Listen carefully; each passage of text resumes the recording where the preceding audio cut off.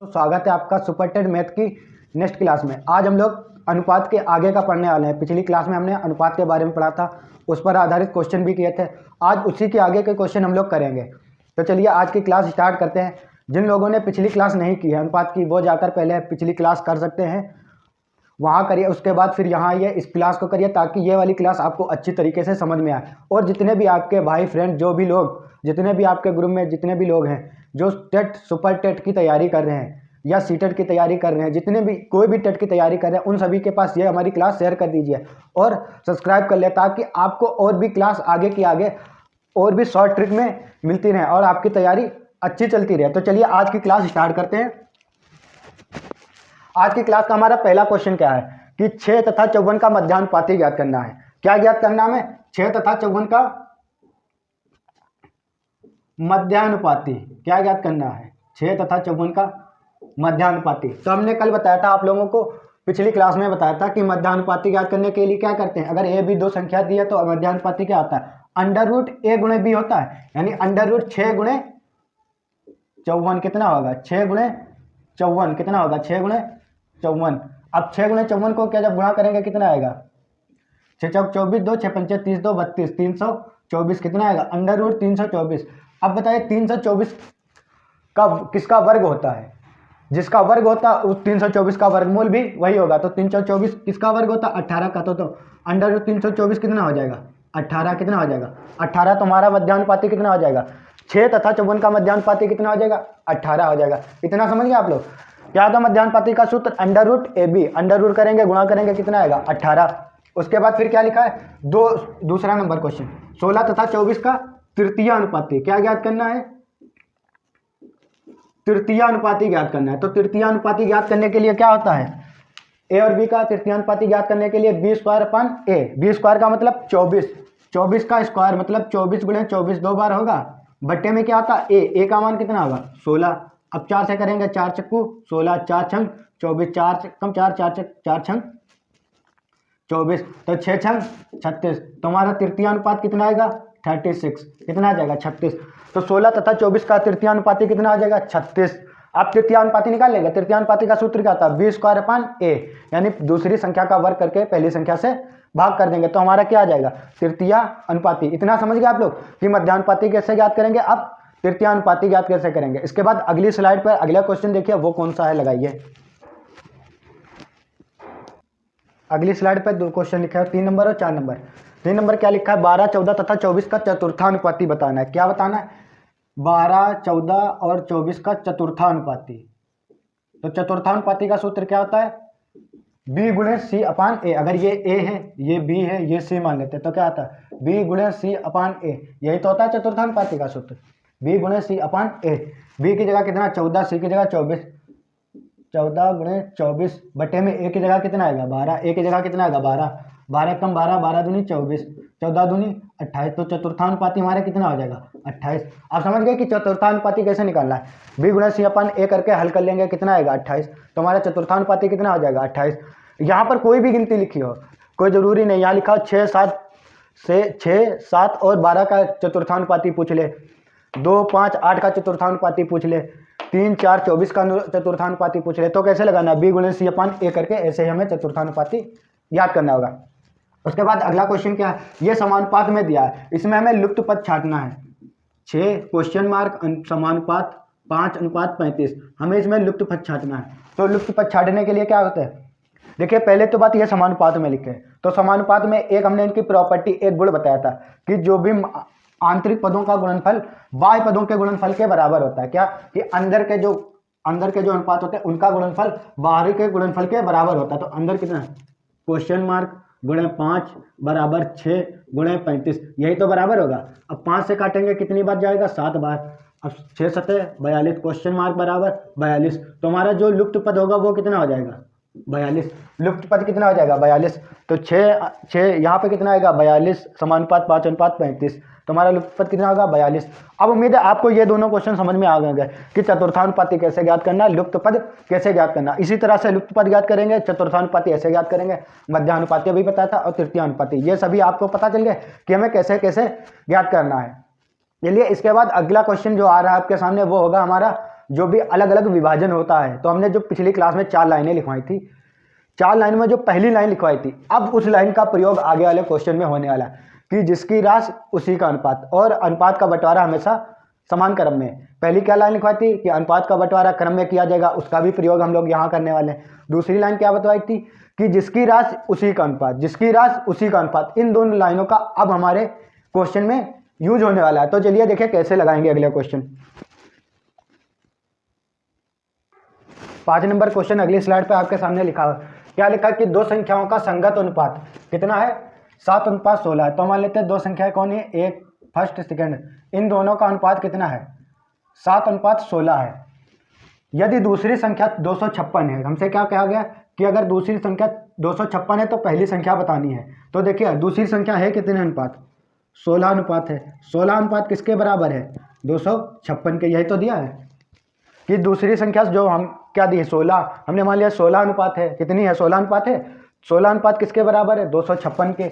एक अनुपात किसके बराबर होगा, 16 कम 16, कितना बचेगा, 16 चक्का 96, कितना होगा, एक अनुपात का मान कितना आ जाएगा, 16। अब हमसे क्या कहा गया कि पहली संख्या, तो पहली संख्या के पास कितने अनुपात है, 7 अनुपात। एक अनुपात का मान 16, 16 × 112, कितना आएगा, 7 × 42, 7 कम 7 4 11। तो हमारी पहली संख्या कितनी हो जाएगी, 112। कितनी हो जाएगी पहली संख्या, 112। देखिए यहाँ पर कहाँ पर यूज हुआ, दूसरी लाइन का कि जिसकी राशि उसी का अनुपात। कहाँ, देखिए जिसकी राशि, किसकी राशि है, दूसरे वाले की राशि है, दूसरी की राशि है। तो हमने क्या लिखा, दूसरे का अनुपात लिखा। दूसरे का अनुपात कितना है, 16 अनुपात। 16 अनुपात किसके बराबर, 256 के।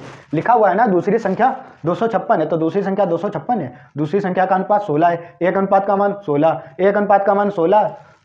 फर्स्ट पहले के पास संख्या के पास कितने अनुपात हैं, 7 अनुपात। एक अनुपात का मान 16, इसके पास 7 है, गुणा कर देंगे कितनी आएगी, 112। तो पहली संख्या कितनी हो जाएगी, 112। अब उम्मीद है आपको ये वाला क्वेश्चन समझ में आ गया होगा कि वो उन लाइनों का उपयोग कहाँ करना है कि अनुपात का बंटवारा समान क्रम में, जिसकी राशि उसी का अनुपात हमें लिखना होता है। तो चलिए इसके बाद अगली स्लाइड लगा रहे। अगली स्लाइड का क्वेश्चन देखिए आप लोग। अगला क्वेश्चन 6 नंबर अगली स्लाइड पे लिखा है कि यदि 4500 रुपये की, कितने की, 4500 रुपये की एक धनराशि को ए व बी में 2:3 में बांटे तो बी को कितनी धनराशि मिलेगी। इस बार कह रहा है कि ए और बी को एक धनराशि बांटी गई, किस अनुपात में, 2 अनुपात में। कितने अनुपात में, 2:3 के अनुपात में दोनों को बांटी गई। तो हमें बताना है कि बी की धनराशि कितनी होगी। तो देखिए दोनों को कितनी बांटी गई अनुपात में, 3 2 5 अनुपात। टोटल कितनी बांटी गई, 5 अनुपात बांटी गई। लेकिन क्वेश्चन के हिसाब से कितनी बांटी गई, 4500 रुपये। यही तो कह रहा है। देखिए हमारे हिसाब से कितनी बांटी गई अनुपात में, 5 अनुपात बांटी गई। कितनी बांटी गई, 2 इसको मिली, 3 इसको, 5 अनुपात बांटी गई। किसके बराबर है, 4500 के। एक अनुपात किसके बराबर होगा, 900 के। एक अनुपात का मान कितना होगा, 900। हमें क्या बताना है कि बी को धनराशि। तो देखिए बी को कितनी धनराशि मिली थी, 3 अनुपात में। कितनी अनुपात मिली थी, 3 अनुपात। एक अनुपात का मान कितना है, 900। गुणा कर दीजिए, कितना आएगा, 9 × 2700 रुपये। तो बी को कितने मिलेंगे, 2700 रुपये। बी को कितनी धनराशि मिलेगी, 2700 रुपये। इसको एक और लगाने का तरीका है। तो चलिए पहले इसी को देख ले। क्या कह रहा था कि ए और बी को 2:3 में बांटा गया। तो टोटल कितनी बांटी गई, 3 2 5 अनुपात बांटी गई। कितनी बांटी गई, 5 अनुपात। 5 अनुपात किसके बराबर, 4500 के। एक अनुपात का मान 900। बी को कितनी मिली, 3 अनुपात। तो 3 × 1 अनुपात का मान 900, कितने आ जाएगा, 2700 रुपये। तो बी को कितनी राशि मिलेगी, 2700 रुपये। दूसरा तरीका क्या होता है, दूसरा तरीका देखिए, टोटल कितनी राशि बटी है। देखिए 3 2 5 बटी है। कितनी बटी है, 5। तो ए को कितनी मिली, 2 मिली। कितने में से, 5 में से। कितने में से, 3 2 5। टोटल राशि 5 बांटी गई है। 5 रुपये में से मान लीजिए 5 रुपये में से ए को कितने मिले, 2। तो ए को 2/5। और बी को कितनी मिली, जब 2 इसे मिली, 3 बांटी गई थी, 3/5। बी को कितनी मिली, 3/5। अब हमें क्या निकालना है, बी की राशि। तो बी को टोटल कितनी मिली, 3/5 राशि। बांटी कितनी गई थी, 4500। तो 4500 का 3/5 कर लेंगे, 5 से काटेंगे, कितना आएगा, 900। 9 × 2700 रुपये। तो बी को कितने रुपए मिलेंगे, 2700 रुपये। चाहे आप इस तरीके से लगाइए, चाहे आप इस तरीके से लगाइए, ठीक है। इस तरीके में क्या, कभी कभी अनुपात का बंटवारा नहीं कर पाएंगे, उसमें आपको दिक्कत हो जाएगी।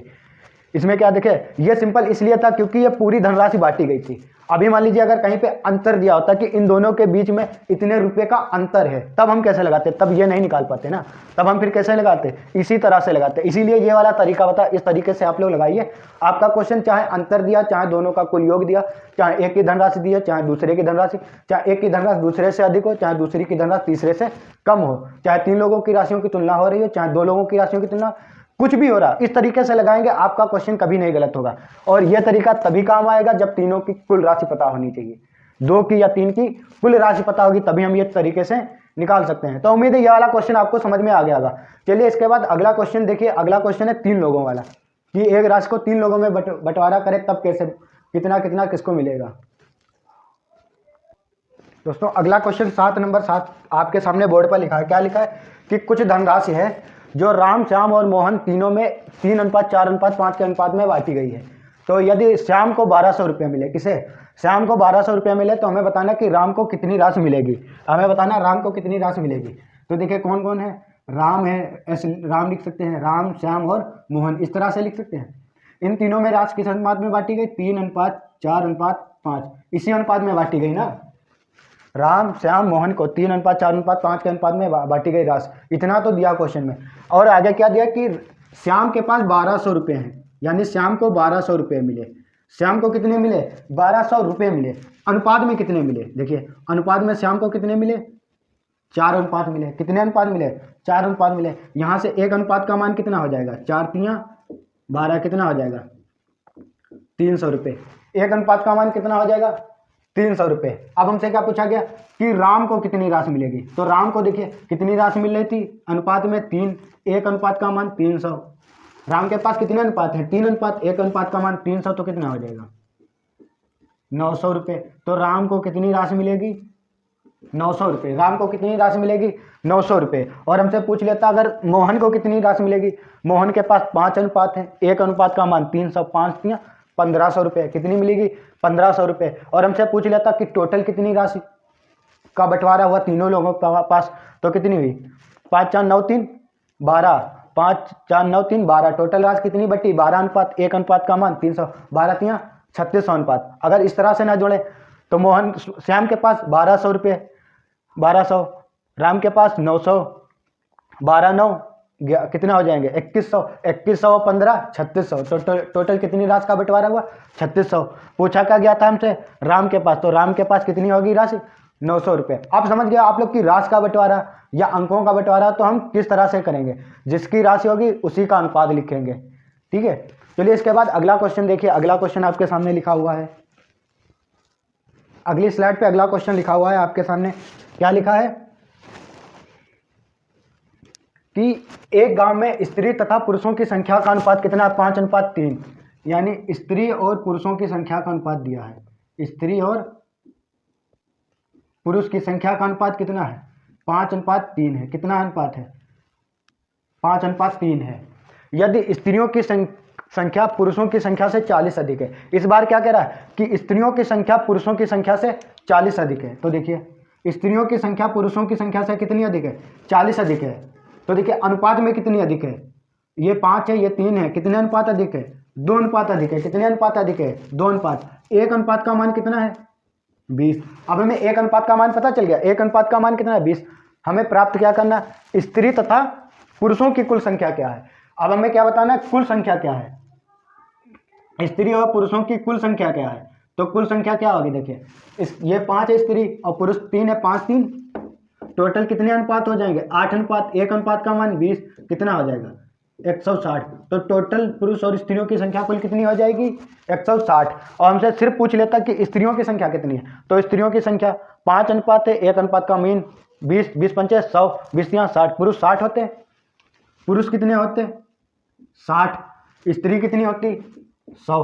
कुल कितनी है, 160। हमसे पूछा क्या गया है, कुल संख्या। तो कुल संख्या कितनी हो जाएगी, 160। अब उम्मीद आपको इस तरह के क्वेश्चन समझ में आ गए होंगे, ठीक है।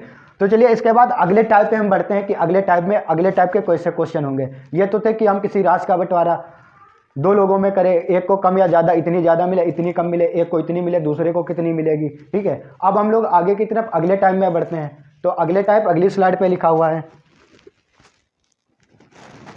अगला क्वेश्चन 9 नंबर आपके सामने स्लाइड पर लिखा हुआ क्या है। अगले टाइप का क्वेश्चन है कि दो संख्याओं के बीच का अनुपात 5:9 है। यानी इस बार दिया दो संख्याओं के बीच का अनुपात 5:9 है। यानी दो संख्याएं कितनी है 5:9 यानी 5/9 है। दोनों संख्याओं में 6 जोड़ा जाता है। अब क्या कह रहे हैं कि दोनों संख्याओं में ऊपर नीचे 6 जोड़ा जाता है, इसमें और इसमें 6 जोड़ा जाता है, तब उनके बीच का अनुपात 2:3 हो जाता है। तो हमें मूल संख्या बतानी है। तो हम क्या मान सकते हैं कि एक संख्या 5 है, दूसरी कितनी है 9a है। कितनी है 5a है, दूसरी 9 है। अब दोनों में 6 जोड़ा जाता है, इसमें भी 6 जोड़ दें तो इसमें 6 जोड़ दें तो यह कितनी हो जाती है 2/3 हो जाती है, यानी 2:3 हो जाती है। यही तो लिखा है कि दो संख्याओं का अनुपात 5:9 है, इन दोनों में 6 जोड़ा जाता है तो 2/3 हो जाती है। अब हमें बताना है मूल संख्या क्या है। तो मूल संख्या तो हमने 5a और 9a ही मानी है ना, 5 और 9 यहाँ से a का मान निकालेंगे। क्या करेंगे वज्र गुणा कर लेंगे। 5 तियाँ 15a प्लस 6 तियाँ 18 बराबर 9 दूनी 18 प्लस 6 दूनी 12। अब इसको इधर लेके आएंगे, उसको उधर लेके जाएंगे, कितना आएगा 3a बराबर 6, a बराबर कितना हो जाएगा 2, a बराबर कितना हो जाएगा 2। अब a का मान हमें पता चल गया, तब हमें क्या बतानी है संख्याएं। क्या बतानी है संख्याएं। तो देखिए संख्याएं कौन कौन सी है 5a है 9 है, यानी 5 गुणे 2 है और दूसरी कितनी है 9 गुणे 2। 5 गुणे 2 10 और दूसरी 9 गुणे 2 18। तो संख्याएं कौन कौन सी हैं मूल संख्याएं कौन कौन सी हैं 10 और 18। कौन कौन संख्याएं हैं 10 और 18। समझ गए आप लोग। चलिए इसको लिख लीजिए, इसको रिपीट कर देते हैं। देखिए क्या कह रहा था कि दो संख्याओं के बीच का अनुपात 5:9 है, यानी संख्या 5a है एक मान लेते, दूसरी 9 है। दोनों में 6 जोड़ा जाता, तो हमने दोनों में क्या किया 6 जोड़ दिया, तब अनुपात 2:3 हो जाता। कितना हो गया 2:3। अब क्या करेंगे वज्र गुणा कर लेंगे। वज्र गुणा करने के बाद a का मान निकालेंगे। जब हल करेंगे तो a का मान कितना आ गया 2। अब हमें a का मान पता चल गया। अब यहाँ से हमें संख्या बतानी है, तो संख्या कितनी हो जाएगी 5 गुणे 2 10, दूसरी कितनी 9, 9 गुणे 2 कितनी हो जाएगी 18। तो हमारी संख्या मूल संख्या कितनी हो जाएंगी 10 और 18। अब उम्मीद है आपको ये वाला क्वेश्चन समझ में आ गया होगा।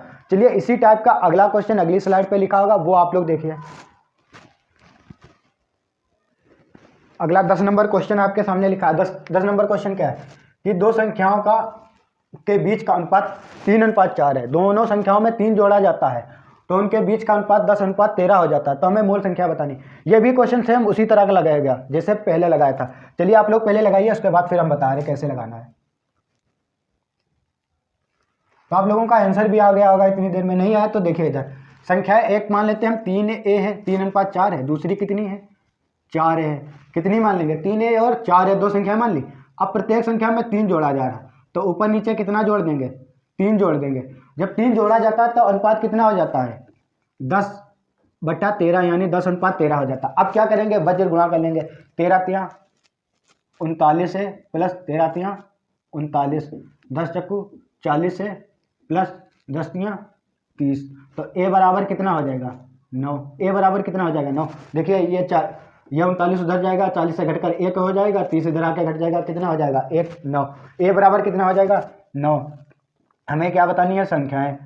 कौन सी संख्याएं मूल संख्याएं। कौन सी मूल संख्या। तो मूल संख्या कितनी हो जाएगी देखिए एक 3 है मानी तो 3 गुणे 9, दूसरी कितनी 4 है 4 गुणे 9, 3 9 27, दूसरी 9 चौक 36। तो मूल संख्या कौन कौन सी हो जाएंगी 27 और 36। तो हमारी मूल संख्या कौन कौन सी हो जाएंगी 27 और 36। अब उम्मीद है आपको इस तरह के क्वेश्चन समझ में आ गए होंगे कि जब दो संख्याओं का अनुपात दिया हो, प्रत्येक संख्या में क्या कितना जोड़े कितना घटाएं कि हमें यह अनुपात प्राप्त हो। वहाँ कुछ और भी दिया होगा तो इस तरह के क्वेश्चन कैसे लगाएंगे। संख्याएं ए करके मान लेंगे, दोनों में जोड़कर उस दूसरे के अनुपात के बराबर रख देंगे, वज्र गुणा करके ए का मान निकाल लेंगे। ए का मान आ जाएगा तो हम ए की जगह यहाँ पुट कर देंगे तो हमारा क्या आ जाएगा मूल संख्याओं का आंसर पता चलेगा। तो उम्मीद है आपको ये 10 नंबर जो क्वेश्चन था ये वाला और इससे पहले जो 9 नंबर क्वेश्चन था दोनों आपको समझ में आ गए होंगे कि जोड़ना कैसे। और अगर घटाने वाले आ जाए तब भी ऐसे करना, जो दोनों में संख्याओं में से क्या कर देंगे घटा देंगे तो हमें क्या अनुपात पता चल जाएगा। जो अनुपात पता चल जाएगा वही हमारी मूल संख्या होंगी, निकालेंगे। ठीक है। तो चलिए इसके बाद अगला क्वेश्चन अगली स्लाइड पर आ रहा है वो देखिए। अगला क्वेश्चन 11 नंबर आपके सामने स्लाइड पर लिखा है।